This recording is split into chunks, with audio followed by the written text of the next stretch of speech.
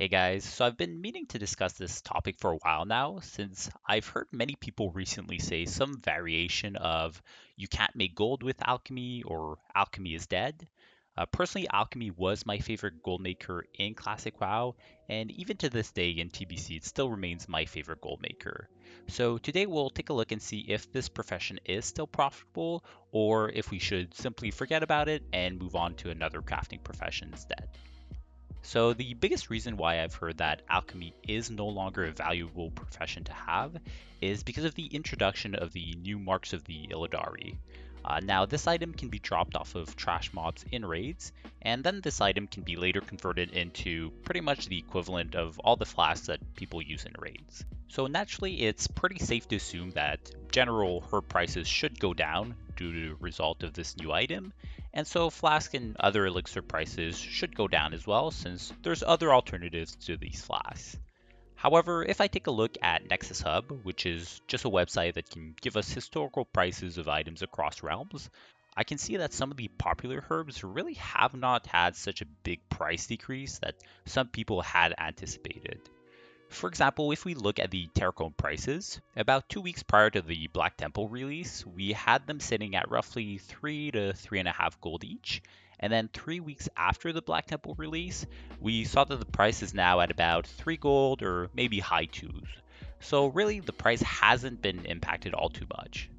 And this can be seen with other herb prices as well. So for example, Nether Blooms were sitting at about 1.5 gold prior to the BT release, and they seem to be sitting at pretty much the same price, maybe 1.2 gold or so at times. And the same story can be said for Nightmare Vines as well. Now, don't get me wrong, flasks are definitely cheaper now than they used to be, but that's mainly due to a drop in price associated to mana thistles and fel lotuses, since they are pretty much only used in flasks. So what that means is that the marks of Illidari have not really killed the alchemy market, and more specifically the flask market, at least not yet. The only thing that's changed is that flask prices and some potion prices are slightly cheaper, but overall margins on these crafts have pretty much stayed stable throughout. And just to kind of visualize this point, I'm looking at the crafting section on Nexus Hub, and if I select a medium to high population realm like Grobulus, which has a pretty healthy population of about 8,000 horde players, I see that most flasks have anywhere between 1 to 2 gold margins, and that's just by buying the herbs off the auction house right now and relisting them.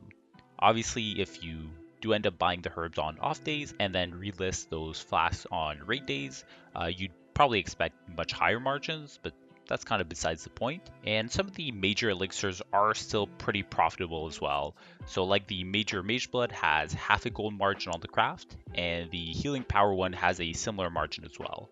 And lastly, the potion market as well is pretty stable, with haste potions providing a 1 gold margin, and the destruction potions are also sitting at half a gold margin. Obviously, you can expect with lower population realms that margins should be probably a lot higher due to less crafting competition. And then the opposite can be said for high population realms. For example, like for Lena with over 20,000 horde players at any given time, you'll either break even or even lose money sometimes on certain crafts.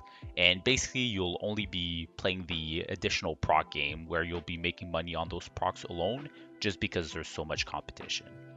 Now, as you can see, here's a quick look at my personal TSM sale history. And as you guys can see, I've sold over 100 flasks in the last week, and all of these had over a 5 gold margin typically, and that's excluding any additional procs I would get. Obviously, the margins on these crafts are heavily server dependent, but from the prices we've seen, you should definitely be able to make anywhere from 1 gold to even 5 gold, depending on your server's prices. On top of that, potions like mana potions, haste pots, destruction potions still have a very strong market, and these will continue to be relevant even as we progress throughout the phases. My best suggestion for someone who's still a bit skeptical regarding the alchemy market, and more specifically the herb prices, would be to keep making your weekly crafts, but do so in moderation. I know for myself, I love to buy herbs on off days and try to get the best price possible.